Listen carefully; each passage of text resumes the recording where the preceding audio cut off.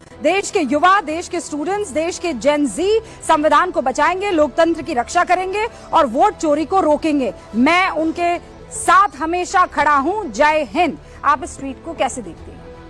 सबसे पहले तो रूबिका जी, जो देश की संवैधानिक संस्थाएं हैं, संविधान को बचाने की जिम्मेदारी उनकी होती है। चाहे वो इलेक्शन कमीशन ऑफ इंडिया हो, चाहे ईडी हो, चाहे सीबीआई हो, चाहे कोर्ट हो। होता है इस देश का जो युवा होता है, इस देश का जो बुजुर्ग होता है, इस देश का जो मीडिया होता है, इस देश का हर कोई फिर वो मैदान में उतरता है और उसका खुलासा करता है किस तरीके से संविधान की हत्या हो रही है। तो इसमें क्या है? आपको इसमें गलत क्या लगा? नहीं, ठीक है, मुझे आप कह रही है इसमें कुछ भी गलत नहीं है। अभी नेपाल में जेन जी ने क्या किया है, जेन जी क्यों ट्रेंड करा था, सबको पता है। अगर आप इतनी भोली बन रही हैं कि आपको नहीं पता है तो चलिए कोई बात नहीं। मुझे ये बताइए, संविधान की हत्या के 5 बिंदु जल्दी से बता दीजिए।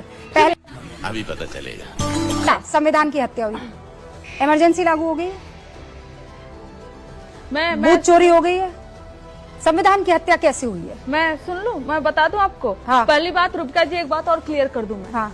नेपाल में जो हुआ, हाँ। वो हम कभी नहीं चाहेंगे कि हमारे देश में हो या दुनिया के किसी आपसे ये एक्सपेक्ट कर रही थी, है ना? मैं जो ये हुआ नहीं, वो हम नहीं चाहेंगे। मैं इसकी प्रशंसा करती हूँ, बिल्कुल। कंचना की प्रशंसा होनी चाहिए, क्योंकि राहुल जी से लेकर सारे नेता अलग अलग तरीके से, विपक्षी नेता इसकी बात कर रहे थे। ये अच्छा है कि कंचना ने अपना स्टैंड साफ किया। मेरी बात सुन लीजिए कि किसी भी देश में संविधान को जहाँ से चलता है आप जला देना, आप संसद को जला देना, जो इमारतें बनी हुई है जो बहुत वर्ष लगे हैं उसको हटा देना, ये बनने में लगेगा समय। मेरी बात आप यही प्रॉब्लम है। आपने पिक कर लिया अपना पॉइंट, उसके बाद थैंक यू, बात मेरी खत्म है। और बात, अरे थैंक यू बात खत्म करने के लिए नहीं, थैंक यू आपके स्टैंड के लिए। नहीं, वही स्टैंड पहले भी था, आज भी वही स्टैंड है। थैंक यू आपके स्टैंड के लिए कि आप नेपाल जैसी कहीं नहीं हो, तस्वीर है वो यहाँ नहीं चाहती, कहीं नहीं हो। हाँ, अब आगे रखिए, दुनिया के किसी भी कोने में नहीं हो। और इसीलिए जरूरी है कि अगर वोट चोरी का मुद्दा उठ रहा है, चाहे वो एलओपी उठा रहे, चाहे वो कोई उठा रहे, संवैधानिक संस्था उसका जवाब दे।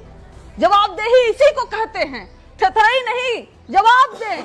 अगर युवा आज मोदी जी से सवाल पूछ रहे हैं कि आपने इतना रोजगार का प्रॉमिस किया था, आप रोजगार दीजिए, तो उनका सवाल जो है उनको संविधान निकाला जाए। ये तो जायज सवाल है कंचना, यही तो हुआ, ये तो जायज सवाल है। लेकिन आप नेपाल में रेपो किड को लेकर, अरे नेपाल में जो हुआ है वो सरकार जो है वो सुनने से मना कर दी थी, बात करने से मना कर दी थी, इसलिए हुआ। यहाँ की सरकारों को दुनिया के हर एक फिर बता दूं मैं आपको, जब किसान आंदोलन हो कंचना जी लगातार बोलने से कुछ नहीं होगा। आप तो लॉजिक लेकर आने वाली प्रवक्ता है ना। नेपाल में नेपो किड्स को लेकर एक बड़ा संग्राम मचा था, नेपाल में भ्रष्टाचार को लेकर एक बड़ा संग्राम मचा था, नेपाल में इस बात को लेकर संग्राम मचा था कि हम यहाँ पर बेरोजगार घूम रहे हैं, हम यहाँ पर गरीबी से दो चार हो रहे हैं और इन नेताओं के बच्चे अय्याशों की तरह जिंदगी व्यतीत कर रहे हैं। नेपाल में ये हुआ था। नेपोटिज्म मुझे आपको बताने की जरूरत नहीं है क्या होता है।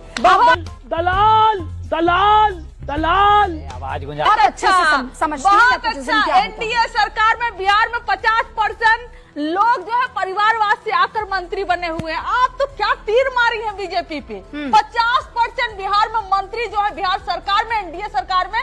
क्यों शिवम जी, आप जवाब देंगे? और मैं कहिए तो मैं नाम गिना दूं, 50% मंत्री जो है वो परिवारवाद से आते हैं। आज अनुराग ठाकुर जी अपने बच्चे को विदेश में भेजेंगे और यहाँ कहेंगे अंतरिक्ष यात्री पहला कौन? हनुमान जी रहे। साइंटिफिक जो टेम्परामेंट है आप उसको कहाँ पहुंचाना चाह रहे हैं? आज बीजेपी के हर एक नेता का, कोई एमपी बताइए क्रिकेट एसोसिएशन का अध्यक्ष बन जाता है, कोई बीसीसीआई से लेकर आईसीसी तक पहुंच जाता है।